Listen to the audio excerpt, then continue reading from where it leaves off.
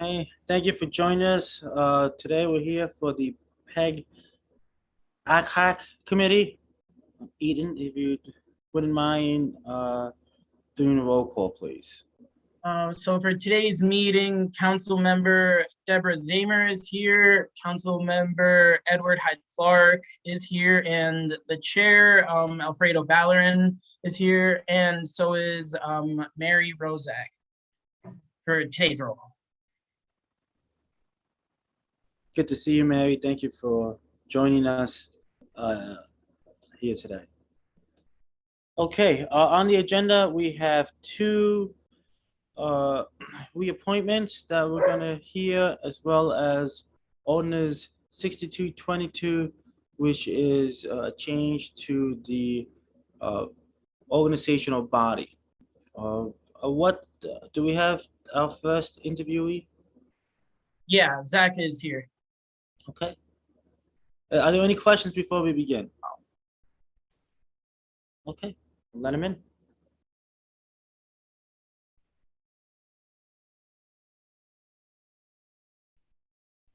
Zach, good to see you. Hey, everybody. How are you doing tonight? Good to see you. Great. Good to see you too. So we're going to start off, Zach, if you don't mind. Just tell us a little bit about yourself and why you'd like to remain a member of our PEG board. Sure. Well, good evening, everybody. First, thank you to the Common Council for the opportunity to serve again on the PEG board. I've been a City of Albany resident for over 20 years now. I'm originally from Knox, up in the Hill Towns.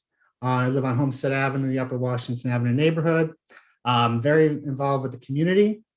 I know Albany, better than most people.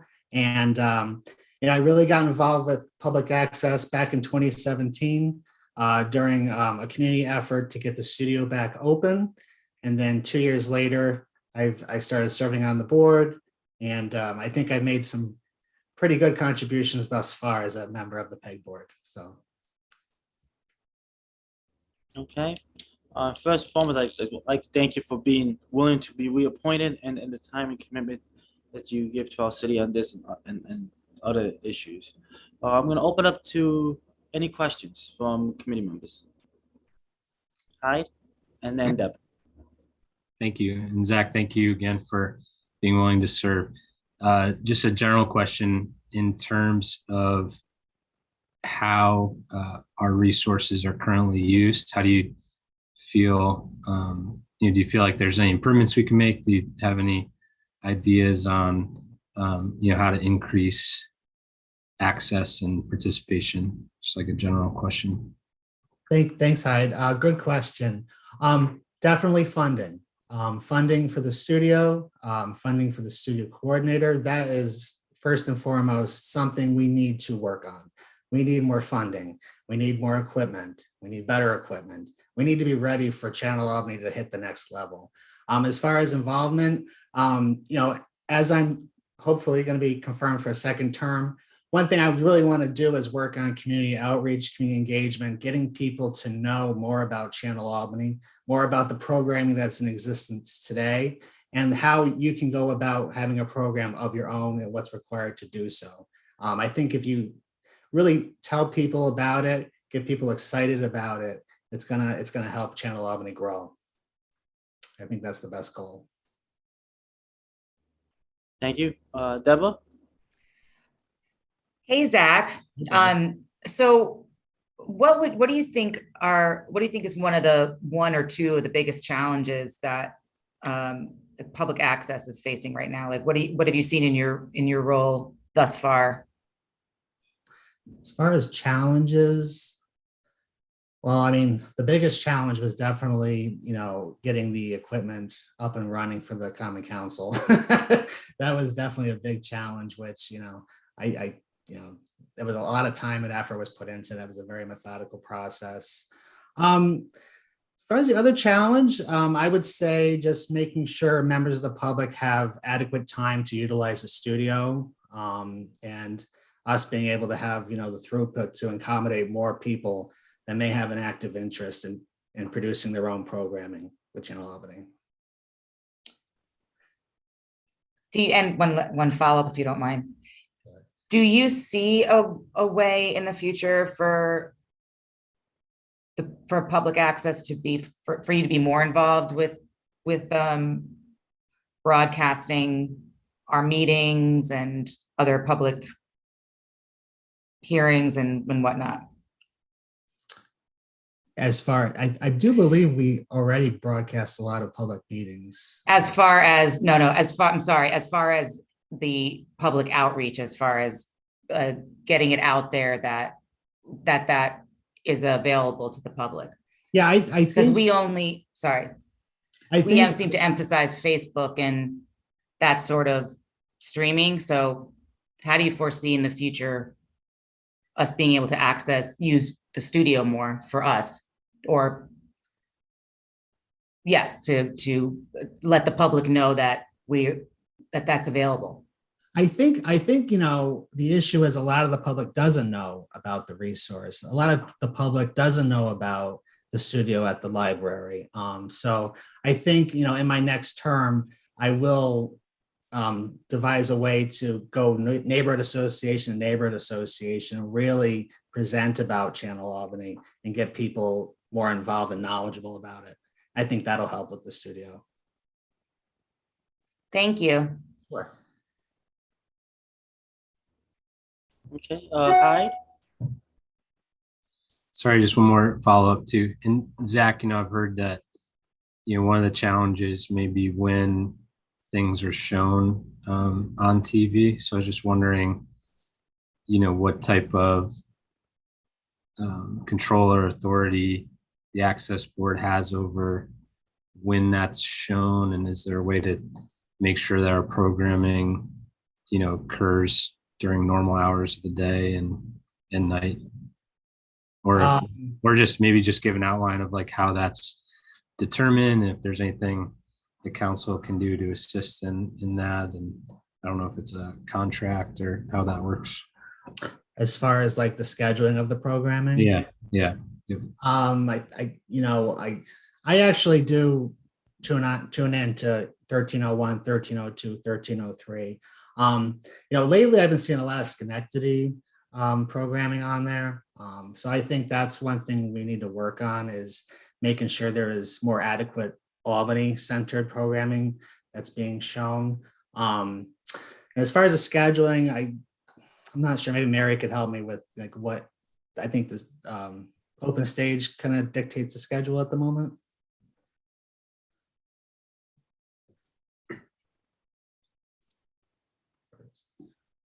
Oh. Oh, there we go. Sorry about that. I thought I was unmuting. In terms of just in general, in terms of how the schedule is done with our contract through Schenectady, we are all one channel. So if there was regularly scheduled programming and had a regular time slot, that remained. And that's how it was when we first went through our arrangement. Subsequently, as we produced more programming on a regular basis, we could move that or have that moved into different time slots. COVID hit, we did not have an open studio. Fortunately, we did have this arrangement already with Schenectady, and so we were able to stay on the air, so to speak, even though it's not air, but broadcasting. I'm going to use that term loosely. We can certainly revisit as we generate more local programming. As Zach has mentioned, we've had many challenges. The challenges to that are money. We need to have more money to be able to hire personnel and extend hours for the studio. I mean, that's a fact. I mean, nothing is going to be able to change until we can get more personnel that is qualified in our studio, opening at more hours and being able to train more people. When I say train more people and get more people in, we are still facing the challenge of getting people in. Everyone may say they want a program, and that's lovely, but people need to be trained and produce that program themselves. And that's where we had run into trouble prior to the closure of the studio in 2016, 2017. So what we need is greater financial support. And just to piggyback off of Mary said, we were very fortunate as a board to have Kirk Daniels, our former studio coordinator, for so long. He was a very knowledgeable, dedicated studio coordinator, had a lot of industry experience coming in. And again, we've been also very fortunate that Aprecia Kabe, a former board member, stepped up, took over, and kept things running. Because if that didn't happen, the studio could have shut down again. Which we avoided that from happening. So that was a real big plus. And we then would not have been producing programming ourselves in our studio. We would still have been an active channel because of our arrangement with Schenectady. So we will never go dark again. That is one of the biggest pluses out of that arrangement, is we will never go dark as long as we have that partnership. Should we ever face a situation where we can't get a studio coordinator. And we actually put out RFPs 3 times, and Kirk stayed on longer in order to accommodate us, which is why as the rest of this meeting goes on, there are changes that have been asked for by the board, so that we can actually have a seat with someone who is in the broadcast community or has just retired from the broadcast community as a regular stakeholder seat, because they will have the connections and be able to help us move things forward and have the connections and networking, so that we are never, hopefully, ever looking at a situation where we have to RFP something several times in order to get a single response. Thank you. Thank you. Are there any other questions for Zach? Oh, I think Mary? Mary's got a question. If I may, I want to strongly endorse and thank, up until this point, everything that Zach has done. He spearheaded and led that effort to get all of the equipment needs taken care of, so that we could make sure that there was new equipment, and common council meetings could be at a place that they had not been in quite some time, and certainly with updated equipment. And while I thanked Zach before, I will thank him again. He comes to the meetings, is very engaged, is never one to shy away from a project, and always is committed to Channel Albany, and that's what's most important. So I certainly hope that you will reappoint him for another term. Thank you, Mary. And I was actually looking at the report I produced. It was a 32-page, 3-tiered report with recommendations, and I think it was a really good document. And it was just open, transparent process, and that's what's important with Channel Albany. Just keep everything open and transparent. Well, thank you again, Zach, for all that you do. If there's no other questions, I'll let you enjoy the rest of your night. Thank you. Thank you again. Thanks, everybody. Good seeing you. Have Thanks, Zach. a great night, everybody. Have a good night. Bye-bye.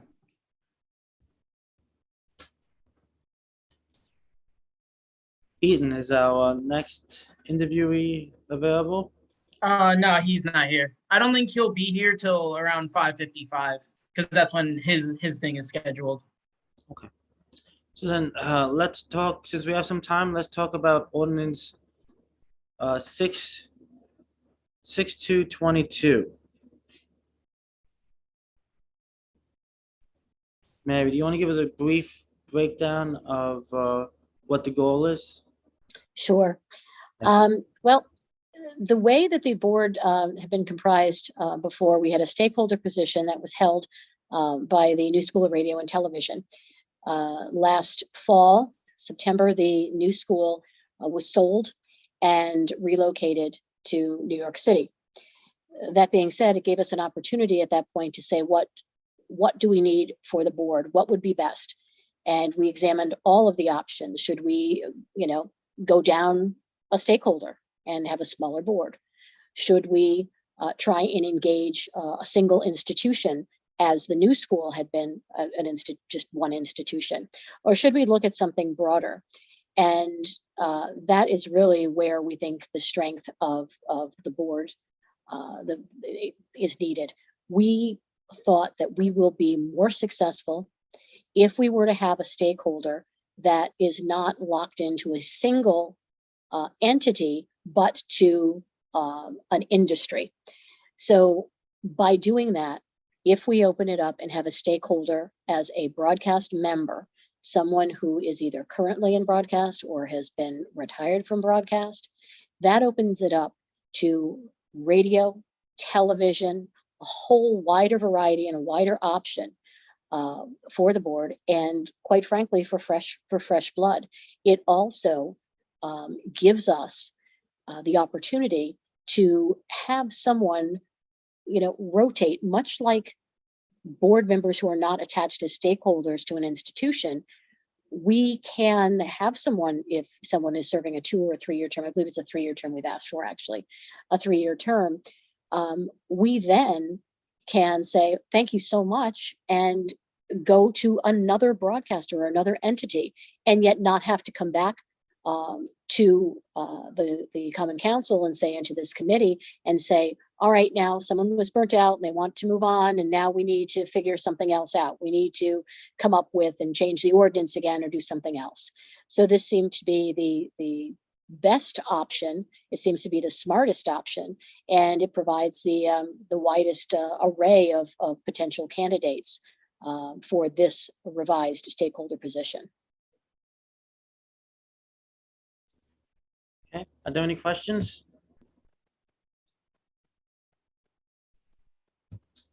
I'll ask a quick question. Where are we looking to recruit? Are we looking at any of our local radio or Yep. Well, newscast? right now, this process has been going on now since almost a full year. So I had had discussions from an interested party. I know this is recorded, and so I also don't, and being live streamed, so I don't want to tip that hand yet. But right now we're looking at a radio person with a long time experience, great respect in the community, with an association with one of the local colleges, who has both mentored and run internship programs through that institution of higher education, and we had met several times and have talked about the possibilities and what this person could bring to the table, and the interest is strongly there. And it's just been it's a long process, and that's one that has been understood, and so we have kept in touch, and that is where the interest right now lies strongest in order to fill that vacancy should this ordinance be changed. Okay, that's good to know. Thank you. Any other questions from any other committee members? Deborah. So my question is, are you good with the number of board members, the current number? It is a large number, but based on our bylaws and how we change things and whatever, and the simple fact that we now have a board that has been committed and people show up. I got to tell you, when I first joined the board several years ago, and then was elected chair, to have a quorum, I mean, we would scratch our heads and pull out our hair and hope that we would have a quorum in order to do something. That has not been the case since we have gotten board members who really truly are vested and believe in this. And so that is why when we took a look, and when I as chair took a look and said, I don't really think we want to go down a member. I think we this is a good number of people. We have a lot of different ideas. We have people with all kinds of different backgrounds, and I don't think it's unmanageable to have 11 board members. Thank you. Welcome.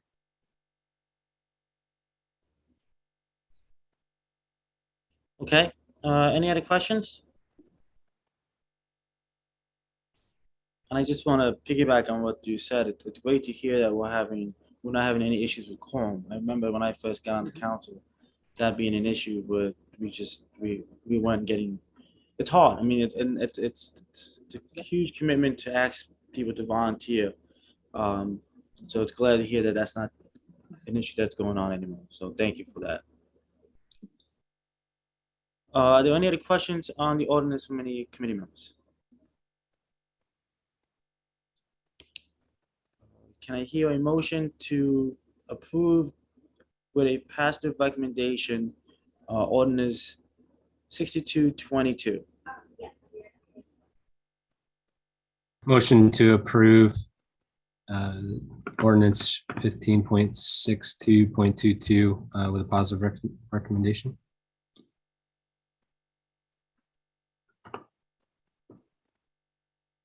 Is there a second? Second.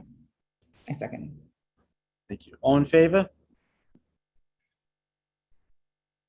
Let it be known it's unanimous. Thank you. And thank you, Mary, for that really good explanation and background. So appreciate it. You're welcome. Is our interviewee here? Yeah. We're making good time. Excellent. Good evening. Donald, is that you? Yes, this is me. Good evening, Ethan. Good evening. Hi. Thank you for joining us. Okay, Donald. So you're live on our in our committee in our Zoom room.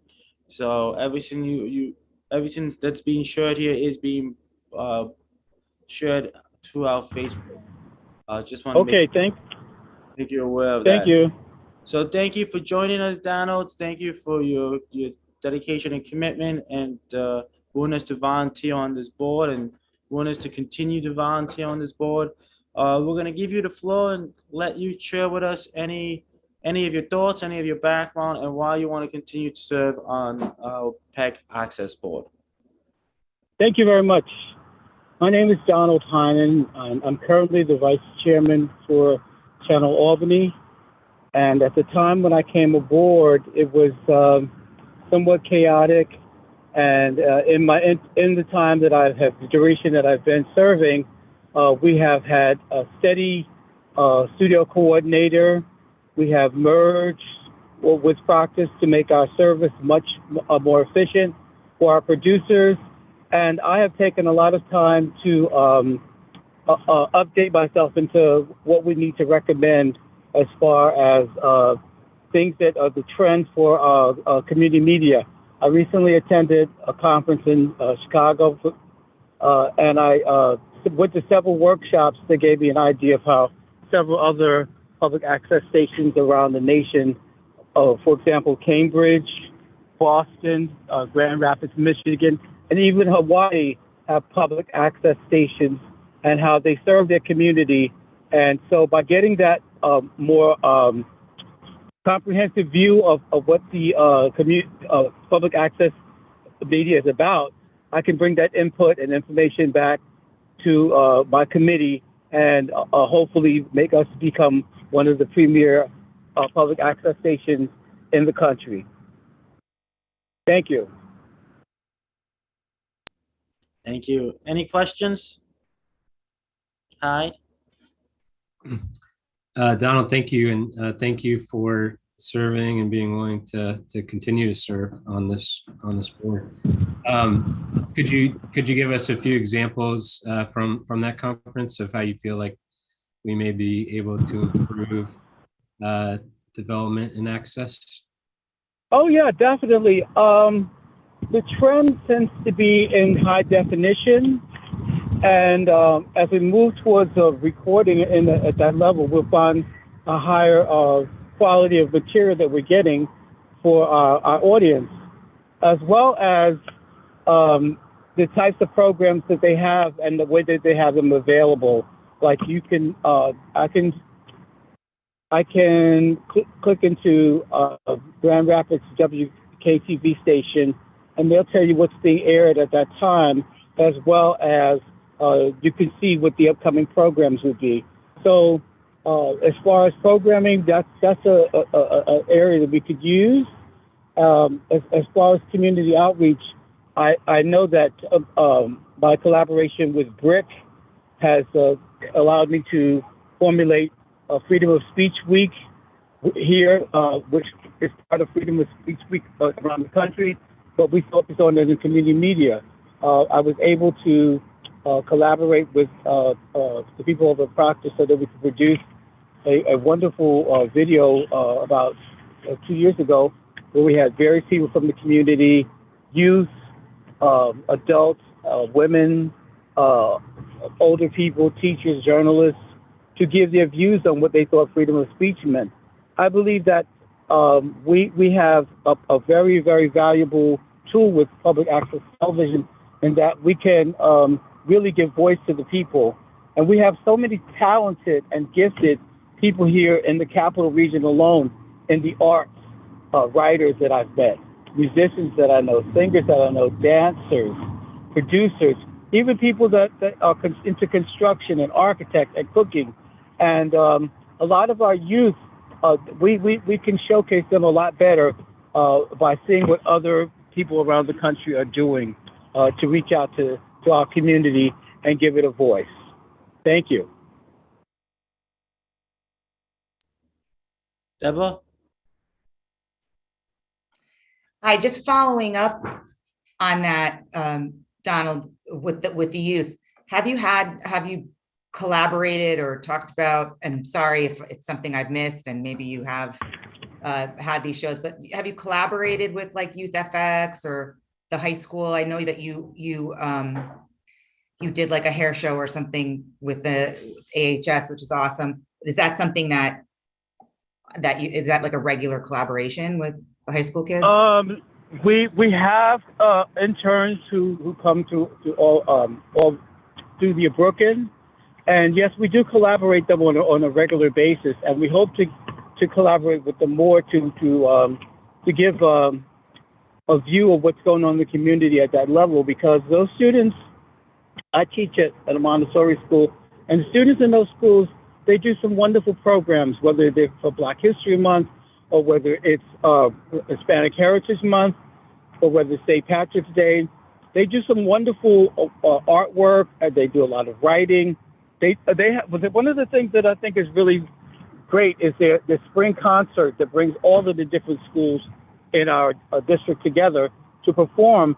And when we move in this direction, I see that we're building in terms of having students participate.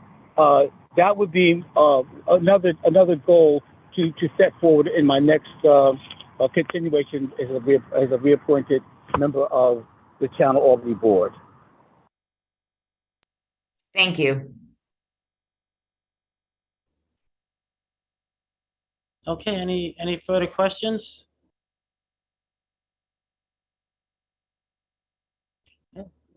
Mary? If I may, Mr. Chair, what I'd like to do is once again say thank you to Don and strongly endorse him for reappointment. Don is not selling himself enough. He's told you what he's done, but his enthusiasm, his outreach for PEG are incredible. And the simple fact that he has took on a huge role in producing that video is not the first time that he's done that. Several years ago, pre-COVID, he also organized in October an event where we actually had an open house where we invited members of the public in to find out about PEG for a day. Don has always been an advocate for doing more, getting ahead, trying to rally the troops. Particularly, we had those dark days, as Don talked about, and when I first joined, when we didn't know, we couldn't see the light at the end of the tunnel, and we were trying to just do what we could to get things back up and running. And Don was right there, and he's a strong vice chair, and I certainly hope that you endorse his reappointment. Thank you, Mary. Don, is there anything else you'd like to share with us? Yeah, I look forward to bringing a lot of information to the board to make them aware of some of the stuff that I learned at this conference. And I hope that we can put it into fruition in the next couple of months and get started on it. I know I have some very talented and creative and hardworking people on the board with me. And I believe that having this new information will give us some new goals and some new direction, so we can build upon the strong foundation that we have now and continue to make Channel Albany once again one of the best public access stations in the nation. And I believe we can be a beacon for that. And other people will come to us and say, "How did you do that?" We'll say, "We did it." Thank you very much. Thank you, Donald. And again, thank you for your time, your service, and all your dedication to our city and your many, many years of service to our city. So thank you, Donald. I hope you enjoy the rest of your day. Thank you very much. Good night. Have a good night. Okay, now, Eaton, I want to make sure I get this right. So I'm gonna ask to go to executive session to discuss the appointment of 2 potential members for the PEG board. Is that the proper way? I'm sorry, I can't speak for that because I don't know myself. Okay. Well, I think that's pretty close. That's pretty close. Okay, so can I get a motion to go into executive session to discuss two potential members for reappointment for the PEG board? Can I get a second? I see Hyde. Thank you, second. Okay, all in favor? Okay. It's really easy when there's 3 of us.